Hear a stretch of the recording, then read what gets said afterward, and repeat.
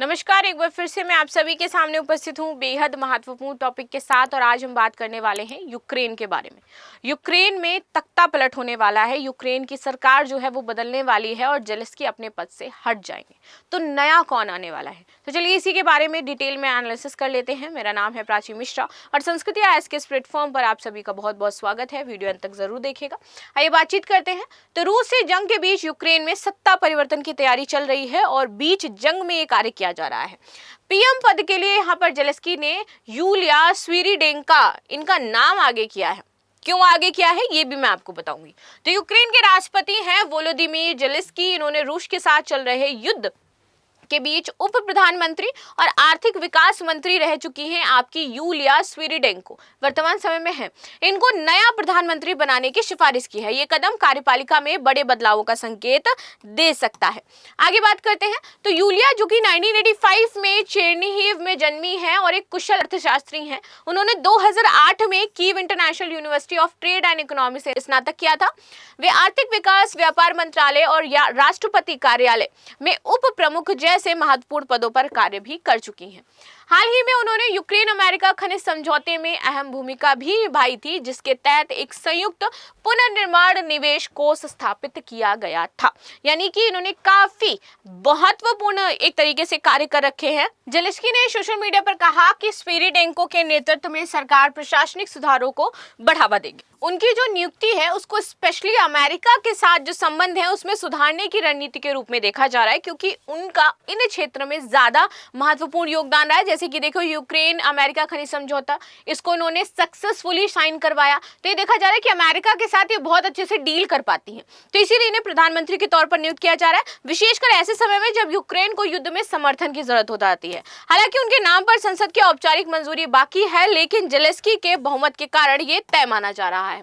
सत्ता परिवर्तन का संदर्भ देखिए। युद्ध की पृष्ठभूमि, रूस यूक्रेन युद्ध 24 फरवरी 2022 को शुरू हुआ और 2025 तक लगभग आपके 3 साल पूरे हो चुके हैं।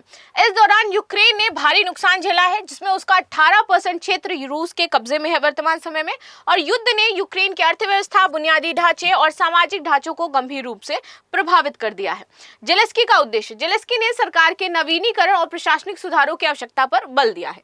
यूलिया की नियुक्ति को अमेरिका के साथ संबंधों को मजबूत करने और युद्ध में उसका समर्थन बढ़ाने के तौर पर देखा जा रहा है कि जो यूलिया है ये अमेरिका का समर्थन ला सकती हैं यूक्रेन के पास।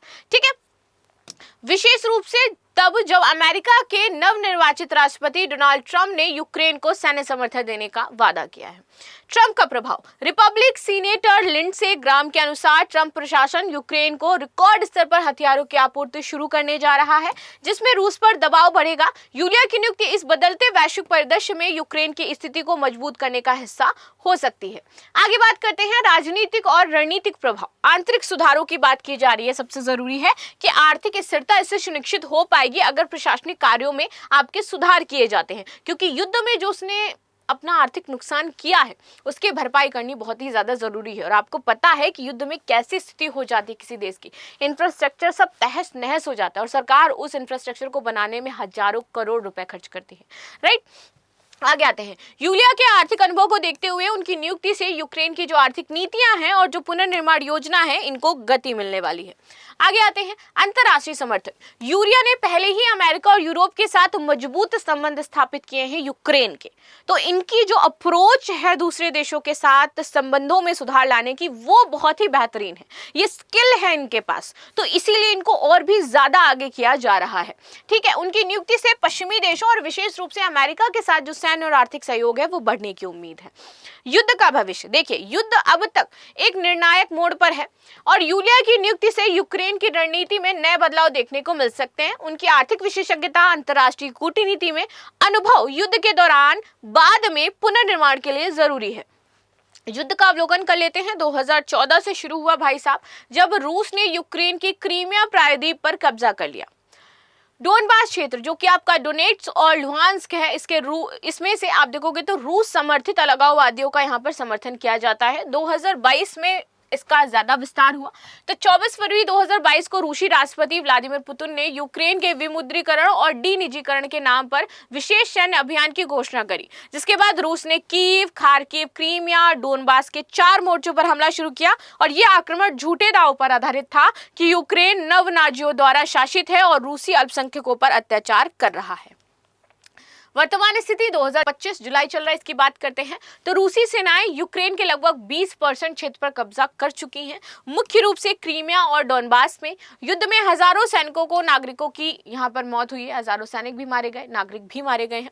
ये यूरोप का सबसे बड़ा शरणार्थी संकट अब बन गया है, जिसमें से 80 लाख से अधिक यूक्रेनियन देश छोड़ करके भाग गए हैं और 80 लाख आंतरिक रूप से विस्थापित हो चुके हैं। तो सोचिए क्या स्थिति बनी हुई है अभी यूक्रेन की, और इसमें सत्ता परिवर्तन क्या वाकई एक सही डिसीजन हो जाएगा? तो आपका क्या कहना है इस मुद्दे पर जरूर बताइएगा। मिलते हैं नेक्स्ट क्लास में, तब तक के लिए धन्यवाद। लाइक शेयर सब्सक्राइब करना बिल्कुल भी ना भूलें and thank you so much.